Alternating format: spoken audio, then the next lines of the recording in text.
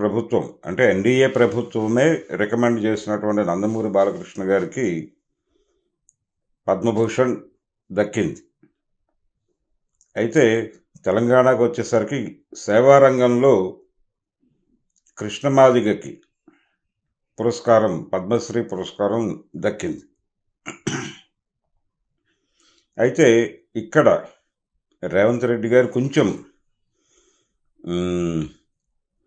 మేము రికమెండ్ చేసిన వాళ్ళు ఎవరిని పట్టించుకోలేదు అనేటువంటి పెయిన్ ఏదో ఉంది ఆయనకి. ఆ మేరకు ఆయన లెటర్ రాస్తానని చెప్తున్నాడు కేంద్ర ప్రభుత్వానికి. అయితే గోరటి వెంకన్నని అలాగే గద్దర్ని కన్సిడర్ చేయకుండా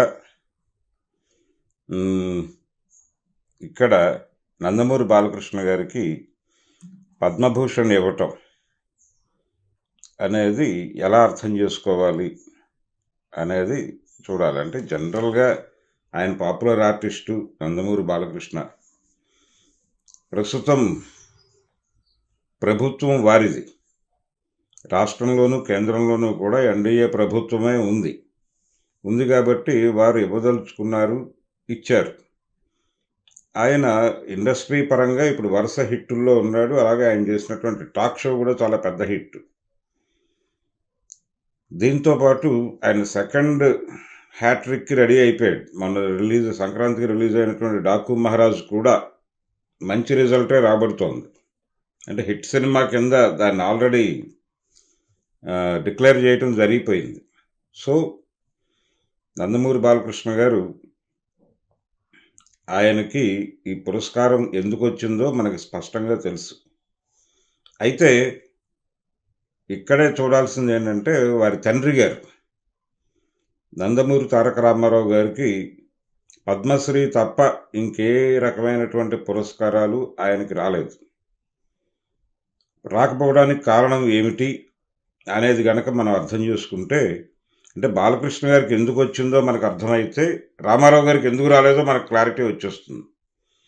రామారావు గారు అప్పటి కేంద్ర ప్రభుత్వానికి వ్యతిరేకంగా ఉన్నాడు. కేంద్ర ప్రభుత్వానికి వ్యతిరేకంగా ఉండటం మాత్రమే కాదు, రాజకీయంగా ఆయన ఒక ఫెడరల్ ఫ్రంట్ నిర్మాణానికి ప్రయత్నాలు చేశాడు. ఫెడరల్ ఫ్రంట్ అంటే ప్రాంతీయ పార్టీల కూటమిని కేంద్రంలో అధికారంలోకి తీసుకురావడం ద్వారా నిజమైనటువంటి ఫెడరల్ స్ఫూర్తిని నిలబెట్టిన వాళ్ళం అవుతాము అని ఒక అభిప్రాయాన్ని ఆయన దేశ రాజకీయాల్లో కొంచెం ముందుకు తీసుకొచ్చినటువంటి వ్యక్తిగా నందమూరి తారక రామారావు గారిని చూడాలి. అంటే కాంగ్రెసేతర ముఖ్యమంత్రుల సమావేశాలు నిర్వహించడం, ఇలాంటి కార్యక్రమాల ద్వారా ఆయన ప్రాంతీయ పార్టీల కూటమిని కేంద్రంలో అధికారంలో వస్తే బాగుంటుంది అనేటువంటి ఆకాంక్షతో కొంత కదలిక ఉంది ఆయనలో. దాంతోపాటు కేంద్ర ప్రభుత్వానికి సంబంధించినటువంటి అనేక పాలసీలను ఆయన విమర్శించాడు ఆయన సినిమాల్లో. కొంచెం అప్పుడు కాంగ్రెస్ ప్రభుత్వానికి వ్యతిరేకంగా, అంటే ఆయన అమ్మగోళ సినిమాలో కావచ్చు, తాతమ్మ కళ సినిమాలో కావచ్చు, ఆయన అప్పటి కేంద్ర ప్రభుత్వ విధానాల మీద చేసినటువంటి విమర్శలు ఇవన్నీ ఉన్నాయి. ఆయన కొంచెం బేసిక్గానే తేడా మనిషి అనేటువంటి ఒక అభిప్రాయం అప్పటి కాంగ్రెస్ ప్రభుత్వానికి ఉండటం, వీటన్నిటి రీత్యా ఆయన్ని అవార్డుల దరిదాపుల్లో కూడా ఎప్పుడూ తీసుకురాలేదు. అందుకని ఆయనకి ఆ రోజున కేంద్ర ప్రభుత్వం నుంచి రావాల్సినటువంటి పురస్కారాలు ఏవీ రాలేదు, పద్మశ్రీ తప్ప. అలాగే భారతరత్న అనేది చాలా కాలంగా ఆకాంక్ష రూపంలో ఉంది తప్ప అది ఆచరణ రూపంలోకి రావడం లేదు. రాకపోవడానికి కూడా ఆయన రాజకీయ అభిప్రాయాలే కారణం కావచ్చు, ఆయన ఆచరణే కారణం కావచ్చు. అలా రామారావు గారు ఎందుకు దూరంగా ఉన్నాడు అవార్డులకి అనేది అర్థమైతే బాలకృష్ణకి ఈ పురస్కారం ఎలా దక్కిందో మనకు క్లియర్గా అర్థమైపోతుంది.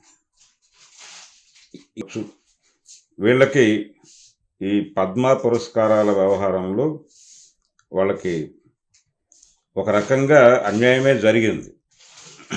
అయితే సేవారంగంలో కృష్ణమాదిగకి ఇవ్వటం అనేది హర్షణీయమే ఒక రకంగా. ఎందుకంటే మనది నిచ్చెన మెట్ల వ్యవస్థ. నిచ్చెన మెట్ల వ్యవస్థ అంటే ఒక కులం కింది కులాన్ని తొక్కుతూ, ప్రతి కులము ఒక కులాన్ని తొక్కుతూ ఇంకో కులం చేత తొక్కించుకోబడుతూ ఉంటుంది. ఇప్పుడు ప్రతి 2 కులాల మధ్య ఒక ఘర్షణ ఉంటుంది. అంటే పైన తనని తొక్కుతున్నటువంటి కులం మీద ఆగ్రహ ప్రకటన ఉంటుంది. అలాగే తను తొక్కుతున్నటువంటి కులం నుంచి వస్తున్న ఆగ్రహ ప్రకటనల మీద వ్యతిరేకత ఉంటుంది. ఈ 2 మాట్లాడాల్సిన పరిస్థితి ప్రతి కులానికి ఏర్పాటు చేయటమే ఈ నిచ్చెన మెట్ల వ్యవస్థ యొక్క పరమార్థం. ఈ క్రమంలోనే ఎంఆర్పిఎస్ మూమెంట్ని చూడాలి మనం. ఈ ఎంఆర్పిఎస్ మూమెంట్ అనేది ఆ కులం ప్రత్యేకంగా ఇబ్బంది పడుతోంది అంటే తన గొంతు, మా మాట మేమేం మాట్లాడుకుంటాం, మా ఉద్యమం మేమే చేసుకుంటాం, మా సమస్యల గురించి మేమేం మాట్లాడతాం అంటే శ్రీశ్రీ గారు చెప్పినట్టు ఎవరో వస్తారని ఏదో చేస్తారని ఎదురు చూసి మోసపోకుమా అన్నట్టుగానే, అంటే అస్తిత్వవాద ఉద్యమాల మీద ఒక నెగిటివ్ అభిప్రాయం ఉంది చాలామందిలో. అది కరెక్ట్ కాదు. అస్తిత్వవాద ఉద్యమాలు అనేవి కమ్యూనిస్టు ఉద్యమాల్లో ఉన్నటువంటి చాలా వ్యాక్యూమ్స్ని అంటే ఖాళీలని పూరించేటువంటి ప్రయత్నమే చేశాయి అనే భావించాలి. అలా ఎంఆర్పిఎస్ మూమెంట్ని సానుకూలంగానే చూడాల్సి ఉంటుంది. అయితే ఆచరణలో వాళ్ళు ప్రభుత్వంతో విభేదించి పోరాటాలు చేశారు. అలాగే కొంత లాబీయింగ్ చేశారు. లాబీయింగ్ చేయటం అనేది కొన్ని సందర్భాల్లో అవసరం అవుతుంది కూడా. అంత మాత్రం చేత వాళ్ళు ప్రశ్నించినటువంటి తీరుని మనం వ్యతిరేకించాల్సినటువంటి అవసరం లేదు. అందుకని ఎంఆర్పిఎస్ నినాదాన్ని ముందుకు తీసుకొచ్చిన వాడు, అలాగే